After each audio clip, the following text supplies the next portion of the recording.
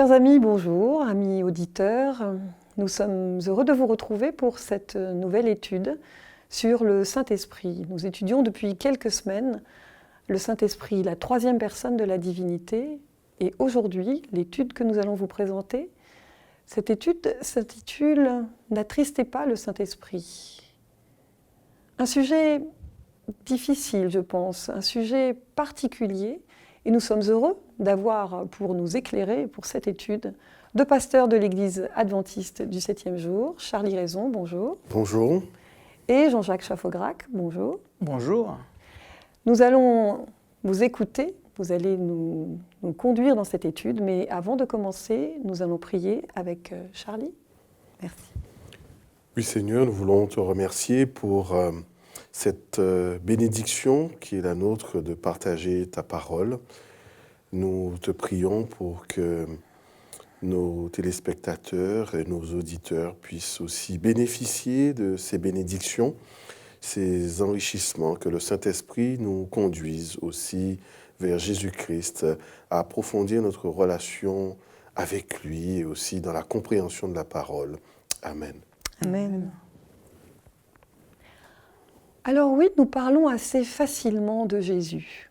Jésus dont la vie nous est décrite dans le Nouveau Testament. Nous sommes assez familiers de la personne de Jésus. Nous parlons un peu plus difficilement de Dieu, peut-être par révérence au Père et peut-être par timidité. Mais il y a un des trois personnages de la divinité dont nous parlons le moins, c'est le Saint-Esprit.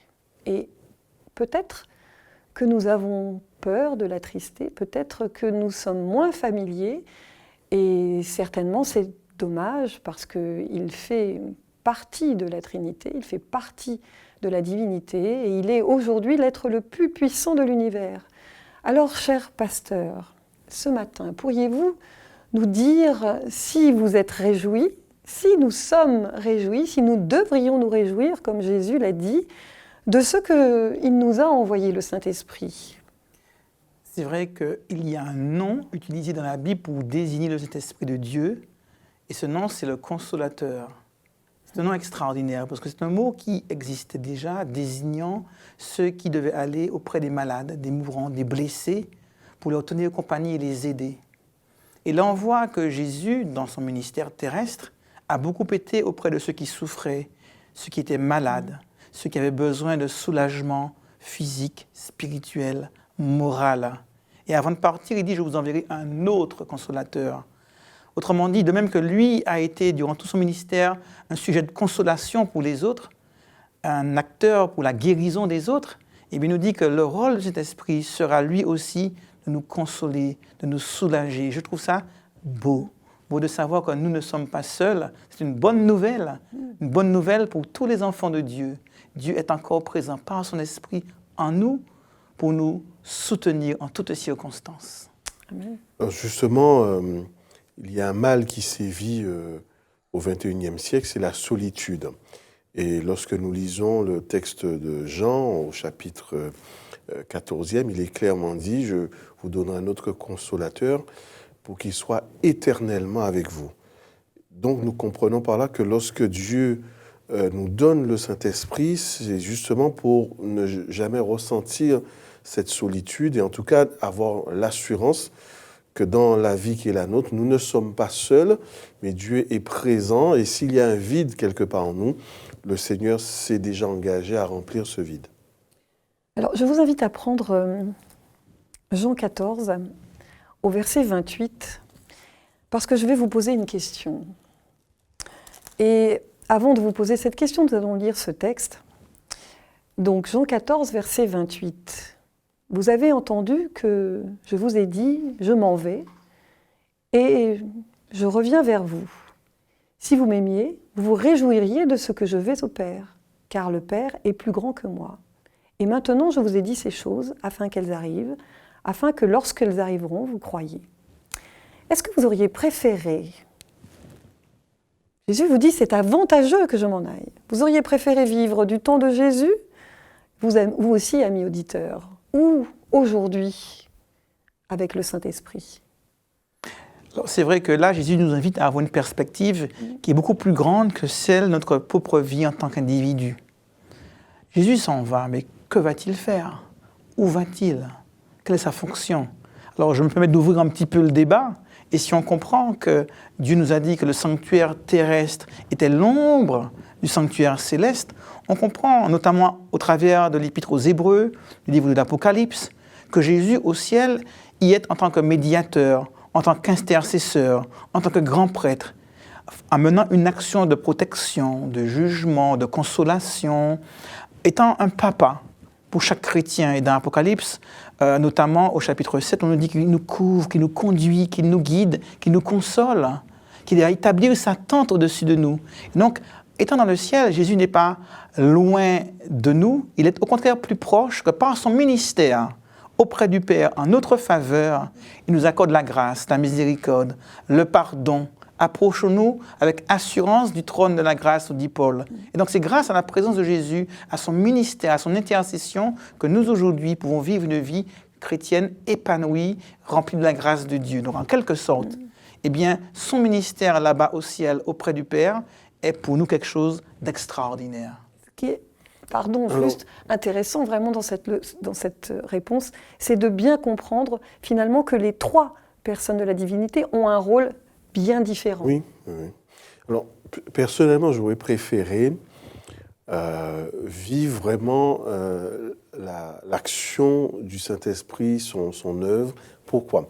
Parce que lorsque nous lisons le livre des Actes, chapitre 1er, verset 8, vous recevrez de la puissance lorsque le Saint-Esprit viendra sur vous, tombera sur vous. Et c'est vrai qu'à la suite de cette effusion du Saint-Esprit, on a vu les apôtres vivre l'unité d'une manière extraordinaire, profonde. Ceux qui étaient divisés ont été unis par le Saint-Esprit. Et après, fort de cette unité, on les a vus œuvrer avec le Saint-Esprit pour la proclamation de l'Évangile. Et personnellement, j'aspire à cela. J'aurais vraiment souhaité revivre une nouvelle Pentecôte, voir de quelle manière le Saint-Esprit va œuvrer pour unir le plus grand nombre dans la proclamation. J'ai vraiment hâte. Donc, pour ma part, j'aurais préféré vivre cette dimension-là. On voit comment Dieu le Père, Dieu le Fils et Dieu le Saint-Esprit sont dans une convergence pour le salut de l'homme. Dieu le Père a mis en place un projet, un plan, le plan du salut. Dieu le Fils l'a réalisé dans sa chair sur terre, en tant qu'un médiateur, intercesseur dans le ciel. Et Dieu le Saint-Esprit rend possible pour chaque humain ce salut, en ce qui nous permet de nous saisir de cette grâce donnée par Dieu, par les mérites de Jésus-Christ. Donc, toute la divinité est à l'œuvre pour notre salut. Et c'est pour ça que Jésus va dire que celui qui a des oreilles entende ce que l'Esprit dit exact. aux églises.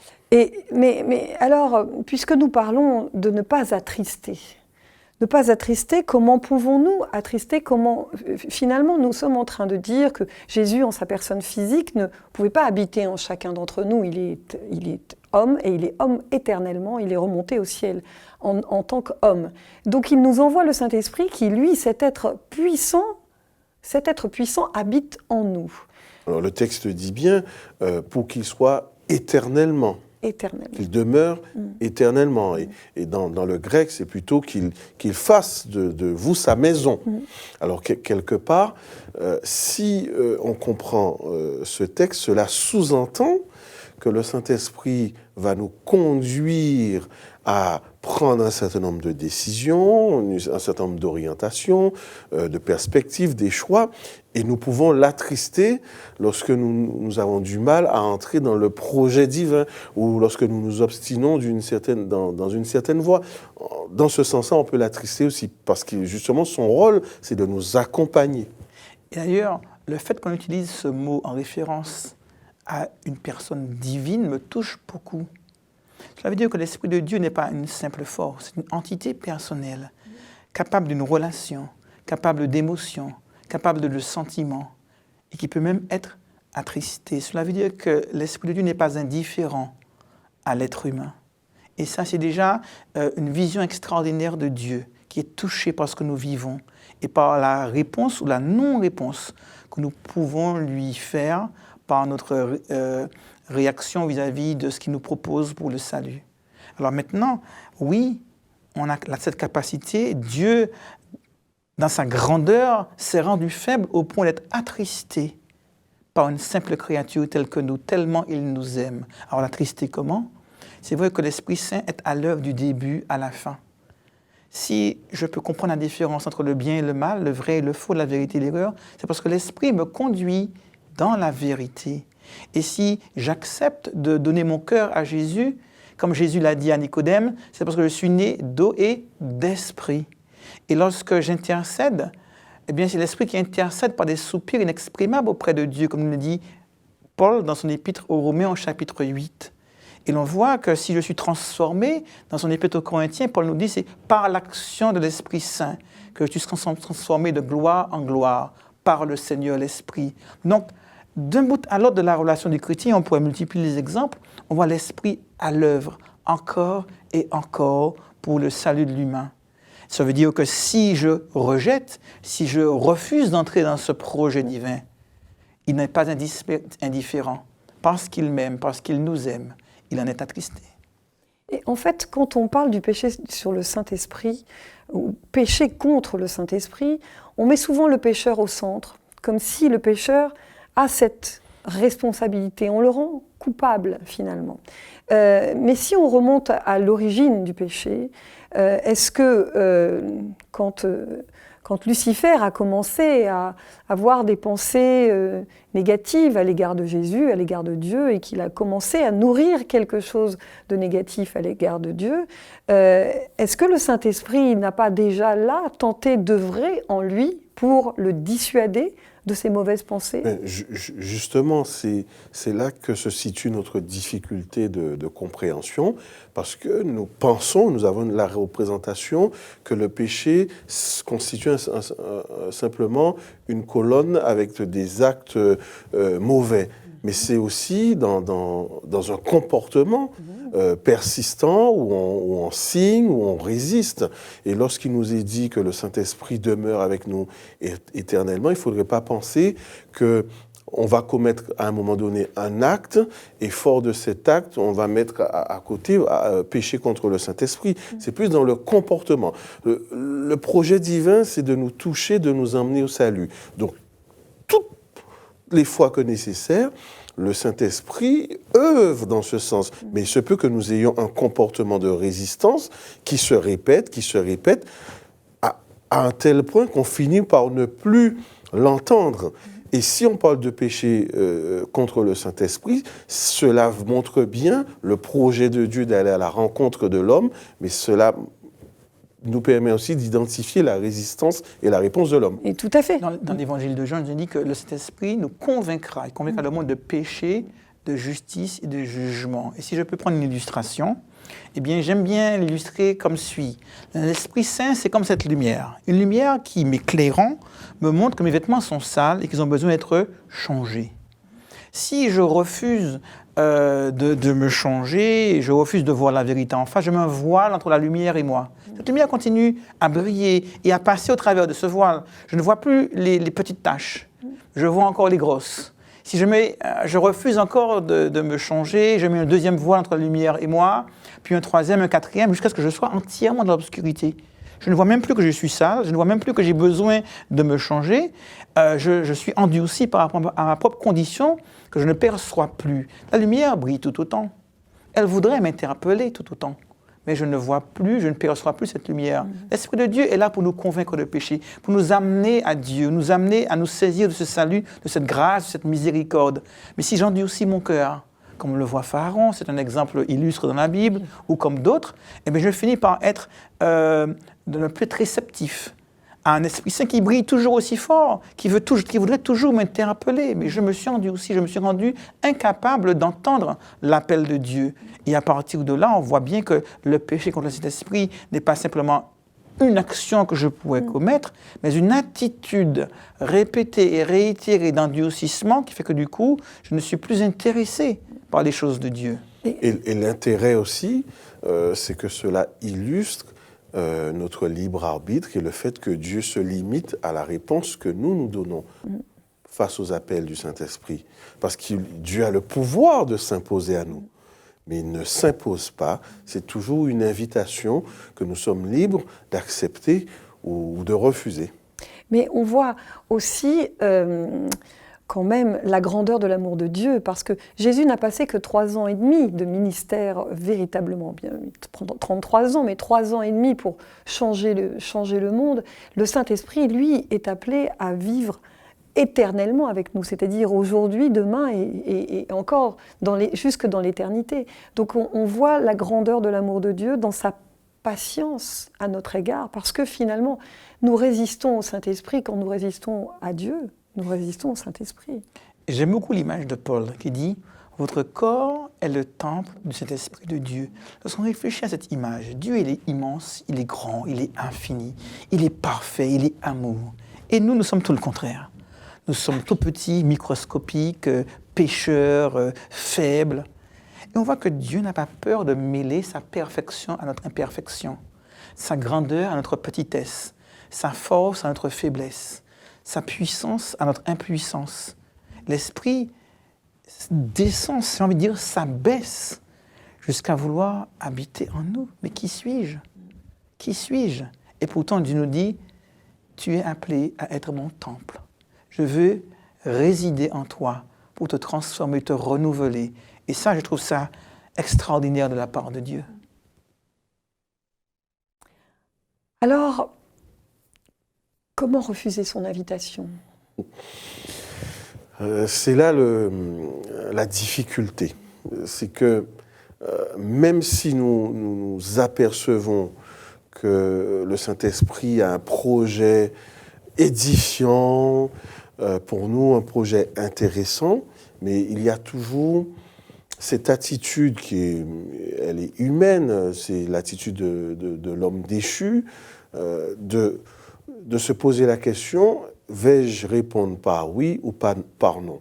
Même lorsque nous répondons par la négative, le Saint-Esprit continue à nous inviter, à nous appeler. Mais lorsque nous persistons, par exemple, si nous prenons l'exemple de l'apôtre Judas, eh bien, il a vécu avec le Christ et ça n'a pas empêché que dans sa liberté, qu'il fasse un mauvais choix jusqu'à trahir et jusqu'à se pendre. On pourrait se poser la question, comment a-t-il pu fréquenter Jésus pendant autant de temps, être au bénéfice de sa grâce et pourtant passer on va dire presque sauvé, et finalement, tout simplement parce qu'il avait un autre projet, il avait d'autres ambitions, et malgré les appels du Saint-Esprit, il a fermé son cœur et il a résisté. Donc, quand Jésus s'adresse à lui, on ne voit pas un reproche de la part de Jésus, mais Jésus lui dit simplement, ce que tu dois faire, fais-le promptement. Et on imagine la tristesse, on imagine que c'était encore un appel, mais le Seigneur a respecté le choix de Judas. On voit aussi cet exemple dans l'Ancien Testament avec le roi Manassé, ce roi qui est un roi terrible, qui a fait des choses horribles, et malgré tout, Dieu va être obligé de l'emmener en captivité pour finalement le faire réagir et le faire revenir à lui. Et c'est quand même toujours extraordinaire de voir cette grande patience de Dieu, parce qu'au travers de Dieu, c'est l'œuvre du Saint-Esprit qui a permis cette conversion de Manassé à la fin, à la toute fin, de reconnaître que Dieu est Dieu. Donc effectivement, on voit que quelque part, on a envie de dire, finalement, c'est difficile de pécher, parce que le Saint-Esprit est à l'œuvre journellement en nous, et qu'il fait ce travail sans relâche. Il n'y a pas un instant où il va nous laisser tranquilles, si on veut faire quelque chose qui est contraire à sa volonté. Mais alors, comment entretenir cette flamme? Parce que lorsqu'on découvre finalement que c'est bon l'Évangile, lorsqu'on découvre que c'est mieux de marcher avec l'Esprit, lorsque on sent cette puissance en nous et qu'on voit que finalement les choix de l'Esprit, ce sont toujours les meilleurs choix pour nous. À la Pentecôte, tout à l'heure on en parlait, le symbole du Saint-Esprit est une flamme. Comment entretenir cette flamme? Et les textes aussi nous disent, quand on prend 1 Thessaloniciens 5, versets 19 à 21, qui nous dit « N'éteignez pas l'Esprit ». comment entretenir la flamme du Saint-Esprit, quand on prie facilement à Dieu, on prie facilement à Jésus, mais peut-on prier et s'adresser au Saint-Esprit et demander un nouveau baptême de l'Esprit, demander un remplissement de l'Esprit, puisqu'on nous dit de réclamer son pain chaque jour, est-ce que ça ne serait pas de demander une effusion du Saint-Esprit dans nos vies, que ça déborde chaque jour? Déjà, il faut qu'on soit conscient qu'il n'y a pas de chrétien n'ayant pas l'Esprit de Dieu. Paul dit très clairement dans Romains 8, verset 9, « Si vous n'avez pas l'Esprit de Dieu, vous ne lui appartenez point. » Donc celui qui est chrétien, c'est celui qui a accepté d'entendre l'Esprit, d'accepter la repentance que l'Esprit lui propose, de rentrer dans le projet de Dieu par l'Esprit Saint. Donc il y a déjà là cette clairvoyance sur le fait que celui qui a voulu se tourner vers Dieu ne l'a pas fait parce qu'il est intelligent, il l'a fait parce que l'Esprit l'a interpellé et qu'il a répondu à l'Esprit de Dieu. À partir de là, il faut aussi qu'on soit conscient, c'est le deuxième point, qu'on peut avoir l'Esprit en plus ou moins grande mesure. D'où l'importance, même si on a l'Esprit, de continuer à prier pour avoir encore davantage l'Esprit de Dieu. C'est une question de relation. Comment entretenir une relation avec mon ami? On se parle, on se voit, on se téléphone, on sort ensemble, on fait des choses ensemble. Et je crois que aussi cette complicité où on va prier, parler, discuter, entretenir cette communion avec Dieu par la lecture de sa Bible, la louange, la prière, qui fait qu'on va grandir dans la relation avec Dieu, invitant l'Esprit de Dieu à nous remplir toujours plus de sa présence.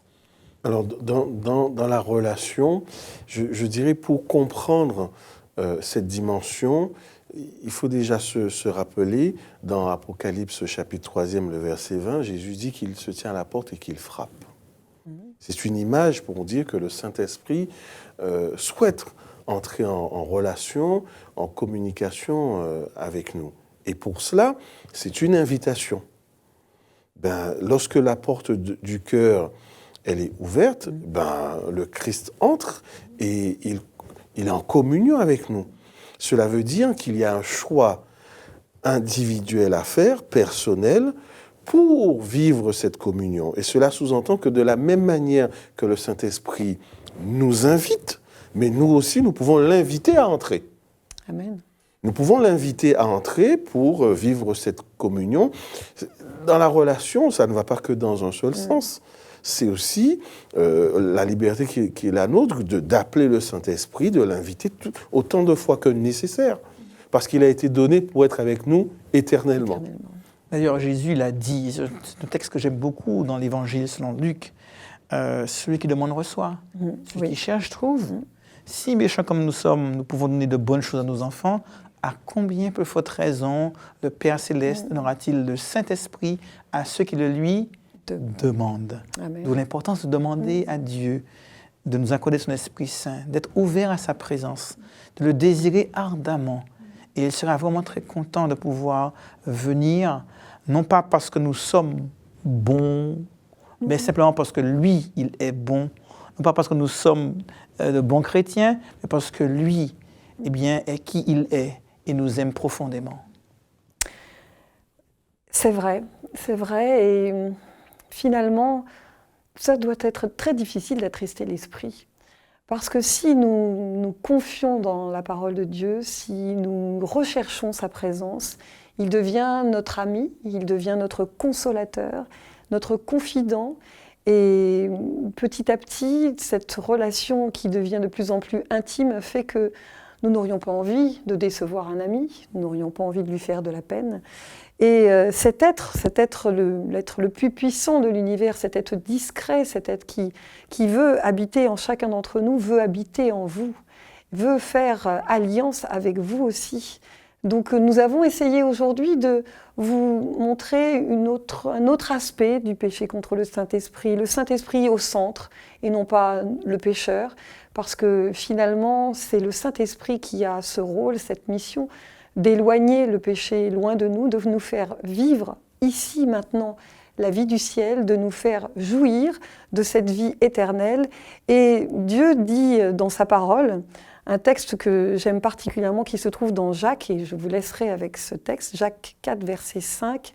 Dieu dit « C'est avec jalousie que je chéris l'Esprit qui habite en nous Et nous voyons à quel point cette relation entre Dieu et l'Esprit est importante, et nous voyons à quel point le sacrifice a dû être grand aussi pour Dieu, de non seulement se départir de son Fils, et de se départir de son compagnon pour nous l'envoyer, pour qu'il vive éternellement en nous.